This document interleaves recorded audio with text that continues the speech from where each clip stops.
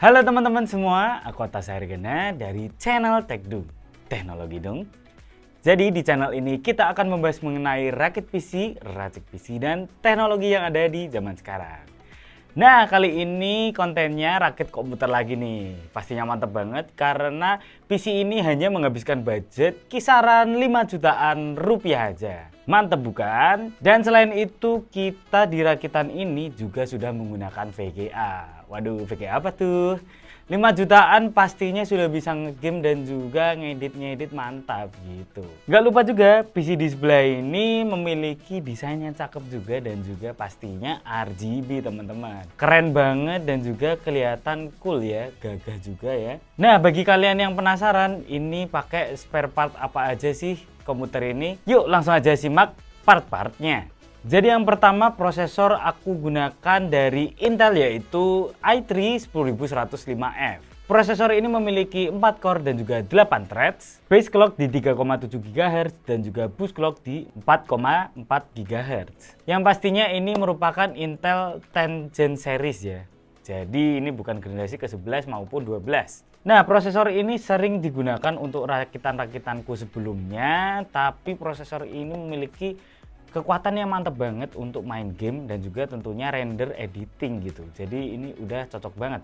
4 core dan juga 8 thread menggunakan hyperthreading dari Intel itu udah cukup banget ya. Ya walaupun masih berarsitektur 14 nanometer tapi ini tidak bisa diremehkan karena tenaganya juga setara dengan Ryzen 3000 series seperti Ryzen 3 3100 atau 3300X. Nah, apalagi harga dari prosesor ini juga lebih murah daripada Ryzen G series seperti 2200G atau 3200G. Ini lebih masuk akal. Dan tentunya prosesor ini lebih kenceng daripada Ryzen 5 3400G. Bedanya cuman ini tidak menggunakan integrated graphic seperti Ryzen G series ya. Nah, prosesor ini aku dapatkan dalam kondisi baru di harga 1,2 juta rupiah. Nah, motherboard yang aku gunakan adalah dari Colorful H410 T Pro V20. Jadi motherboard ini chipset H410 yang tidak bisa di-upgrade ke Intel Rocket Lake atau generasi ke-11. Ya nggak apa-apa karena ini adalah rakitan budget. Toh juga Gen 10 sama Gen 11 sih nggak terlalu jauh dan signifikan, nggak seperti ke Alder Lake atau generasi 12 series. Jadi nggak apa-apa lah, masih useful. Nah, motherboard ini ya chipset kelas low end yang entry level paling bawah, tetapi ya gimana lagi kalau budgetnya sedikit ya kita akan pilih yang paling murah. Walaupun ini motherboard paling murah tetapi kita masih bisa mengangkat Core i3 atau maupun Core i5 itu masih bisa ya dan juga masih usable banget. Nah, motherboard ini sangat biasa sekali ya, memiliki 2 slot RAM yang hanya bisa diisi 2 RAM aja seadanya lah ya. Tapi motherboard ini memiliki beberapa kelebihan.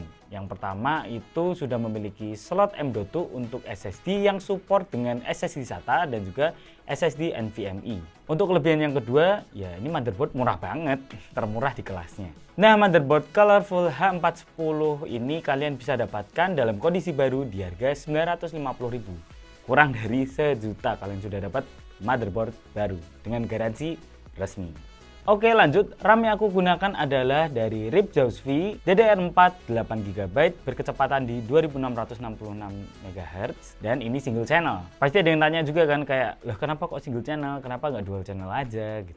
Nah, kalau prosesor Intel ini itu tidak terlalu perlu dual channel. Ya, dual channel tuh lebih kenceng sih. Cuman kalau single channelnya Intel tuh masih lebih oke lah ketimbang single channelnya dari AMD Ryzen seperti itu ya. Karena aku juga mengedepankan opsi upgrade karena motherboardnya ini cuma memiliki 2 slot RAM. Nanti kalau mau upgrade tinggal tambah aja ceklek 16GB dual channel. Jadi ini lebih membebankan opsi upgrade ya teman-teman ketimbang opsi lebih kenceng seperti itu. Desainnya tidak terlalu mencolok tapi unik, memiliki warna merah dan terdapat tulisan G-Skill di atasnya. Cukup cakep. Berkecepatan di 2666 MHz. Nah, RAM ini kalian bisa dapatkan dalam kondisi baru dan juga full set di harga Rp500.000. Nah, VGA-nya nih, apa ini? Kita menggunakan VGA apa ya di budget 5 jutaan kok bisa sampai main game gitu. Nah ya betul sekali, kita menggunakan VGA dari Nvidia GT 1030 2GB GDDR5. Nah, GT 1030 kalian kalau mau ambil VGA ini harus yang GDDR5, jangan yang GDDR4 karena performanya sangat jauh sekali dan juga bandwidthnya juga jauh ya, jauh lebih tinggi yang GDDR5. Jadi catat itu ya. VGA ini pastinya aku ambil dalam kondisi second ya, karena memeras budget juga. Alhamdulillah aku ambil VGA ini dalam kondisi segel dan belum diotak-atik sama sekali. Berarti ini bawaan pabrik dan nggak pernah diservis ya. Tapi minusnya ya cuman kotor aja dan juga ini pemakaian warnet sih, ex warnet katanya. Jadi ya kelihatan agak buluk gitu. Tapi setelah dinyalakan PC-nya menggunakan ada lighting gitu, jadi nggak kelihatan sih ya, jadi aman. Fan-nya hanya satu saja, tetapi GT 1030 ini karakteristiknya adem banget, jadi nggak perlu khawatir. Nah, VGA GT 1030 2GB GDDR5 dalam kondisi second aku ambil di harga Rp1.100.000. Lanjut, storage yang kita gunakan adalah dual channel ya. Yang pertama yaitu kita menggunakan SSD dari Vigen Turbo 128GB SATA. SSD ini aku gunakan untuk Windows aja ya teman-teman, dan juga aplikasi-aplikasi lainnya pastinya juga cukup ya. Untuk data-data besar aku menggunakan hard disk dari Seagate sebesar 500GB. Nah, dengan opsi dual storage ini, Windows-nya di SSD dan juga game-game atau data-data di hard disk itu membuat bebannya berkurang ya daripada menggunakan SSD tok atau hard disk tok. Apalagi hard disk tok itu sangat terbebani sekali gitu, sangat lemot gitu. Nah, opsi ini paling oke dan juga paling murah. SSD Vigen Turbo 128GB kalian bisa dapatkan di harga Rp300.000 dan juga hard disk kalian bisa dapatkan di harga Rp200.000 dalam kondisi baru. Nah, PSU yang aku gunakan adalah dari Corsair VS550 80 plus wide. Nah, pastinya nggak ragu banget untuk memilih PSU ini karena PSU ini terkenal ya, merekannya sudah masyarakat udah pada tahu gitu ya. Corsair VS550 ini sudah bersertifikasi 80 plus wide yang tentunya aman untuk komponen-komponen yang ada di dalam PC ini. Dan kelebihan lainnya ini 550 watt tentunya bisa upgradeable dan juga memiliki 2x8 pin PCIe untuk VGA card powernya. Jadi kalian bisa upgrade nih sewaktu-waktu, nanti kalau VGA udah harganya turun kalian bisa ambil VGA seperti RTX 2060 itu masih bisa banget, GTX 1070 kalau mau yang lawas, atau RTX 3060 sabi lah ya. Aku mendapatkan PSU ini dalam kondisi bekas dan juga unit only di harga Rp450.000. Casing yang aku gunakan di sini adalah dari GameX Aero Mini menggunakan free 3 RGB fan yang ada di depan. Mantap banget. Jadi casing ini memiliki build quality yang oke banget ya tentunya. Depannya menggunakan mesh dan tentunya angin-angin segar bisa langsung masuk ke dalam PC-nya dan bisa ditarik keluar menggunakan fan di belakang. Tentunya sudah disediakan juga tempat untuk fan di atas, ada 2. Di dalam sini sudah luas banget dan juga sudah memiliki PSU cover dengan kita bisa melihat storage atau hard disk nih di sini. Mantapnya lagi dikasih bonus 3 fan yang ada di depan berwarna RGB, jadi udah keren, nggak perlu beli fan lagi. Mantap. Di harganya ini menggunakan material yang sangat oke dan juga lebih tebal ya daripada merek-merekan lainnya, jadi kelihatan lebih solid gitu ya. Nah, casing ini aku dapatkan dalam kondisi baru dan juga full set di harga Rp500.000 aja. Worth it banget sih. Nah, karena hanya mendapatkan 3 fan di depan, aku perlu exhaust nih untuk membuang panasnya. Aku menggunakan dari PC Cooler FX 123. Nah, kenapa kok aku milih ini? Karena ini sudah RGB fan, biar sama kayak di depannya dan juga biar keren aja gitu. Kita bisa lihat selaras gitu ya. Aku dapatkan fan ini baru di harga Rp60.000. Nah, itu semua part-part yang aku gunakan dalam PC 5 jutaan kali ini. Kalian mau tahu list harganya? Langsung aja, ini dia list harganya.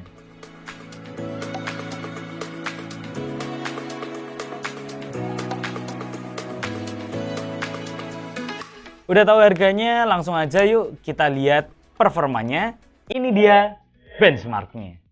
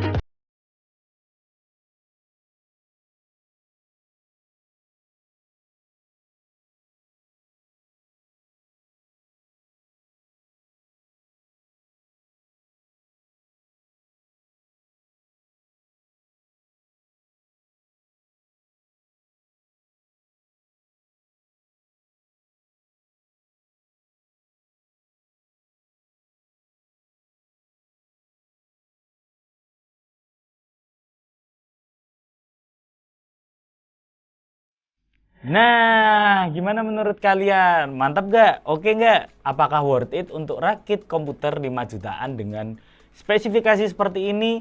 Langsung aja tulis di kolom komentar di bawah ya. Nah, menurutku sendiri sih ini udah mantep banget lah ya. Udah cocok banget dan oke banget. Tentunya dengan desain dan juga komputer sekeren ini cuy. 5 jutaan aja udah mantap. Nah, selain desainnya yang keren, kita juga mendapatkan estetika dan performa yang maksimal dan cukup baik nih. Kita bisa bermain game secara kompetitif seperti Valorant gitu, itu udah oke banget.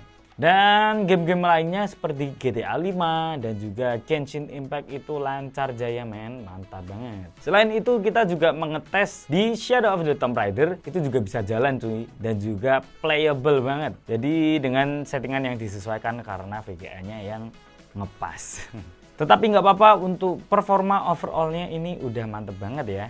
Udah sesuai lah sama ekspektasi dan juga harapanku PC 5 jutaan itu seperti gimana. Nah, PC ini memiliki berbagai kelebihan nih. Yang pertama yaitu slot RAM-nya motherboard kan ada 2. Nah, kita bisa upgrade 8 GB lagi agar menjadi 16 GB dual channel. Yang tentunya makin performanya lebih mantap dan juga 16 GB itu udah minimum requirement sekarang ya. Jadi bisa keep it up lah ya. Selain itu kita juga sudah menggunakan Intel i3 10105F yang memiliki 4 core dan juga 8 thread. Masih bisa diajak render cuy. Masih kenceng banget dan juga lebih kenceng daripada Ryzen 5 3400G tentunya. Nah, Ryzen 5 3400G kan mahal banget. Nah, ini kelebihan yang ketiga karena kita menggunakan VGA card nih dari GT 1030 2GB GDDR5. Yang tentunya kombinasi ini bakal bisa ngalahin si Ryzen 5 3400G dengan budget yang sama loh, kira-kira mantep banget. Ya walaupun second tapi lebih oke cuy performanya. Kalau aku sendiri sih mementingkan price to performance. Kalau kalian gimana? Tulis di kolom komentar di bawah ya. Untuk kelebihan selanjutnya yaitu desainnya sendiri keren banget cuy. Ya kan, mantep banget dan juga warna-warni RGB. No RGB no party cuy. Iya nggak sih? Nah, kelebihannya selain itu PSU-nya sudah 550 watt, mereknya dari Corsair 80 plus white. Tentunya nanti kalau kalian mau upgrade VGA aman ya cuy, karena udah ada 2x8 pin PCIe power untuk VGA card masa depan kalian. Nah, kita bicara kekurangan, ya semua itu pasti ada kekurangan ya, termasuk PC. Nah, kekurangan yang pertama adalah untuk motherboardnya itu entah kenapa itu ya biasa aja gitu loh. Nah, kekurangan yang kedua dengan budget segini hanya mendapatkan SSD 128GB dan juga masih SATA. Tentunya sih kalau misalnya buat nyantai-nyantai cukup. Tapi kalau untuk profesional yang butuh 3D rendering, data-datanya sementara di C, itu agak berat sih ya kira-kira. Tetapi overall aku seneng banget nih untuk performa dari PC dengan budget imut 5 jutaan rupiah. Nah, gimana nih menurut kalian? Oke nggak? Worth it nggak untuk rakit PC seperti ini? Langsung aja kalian tulis kolom komentar dan juga jangan lupa untuk like, comment, and subscribe teman-teman ya. Mantap. Bagi kalian yang ingin rakit komputer seperti ini atau tanya-tanya mengenai teknologi, langsung aja chat DM aku di @atasa_ergana dan juga @techdung. Oke? Nah, kita bertemu di konten-konten selanjutnya. Sekian dan goodbye.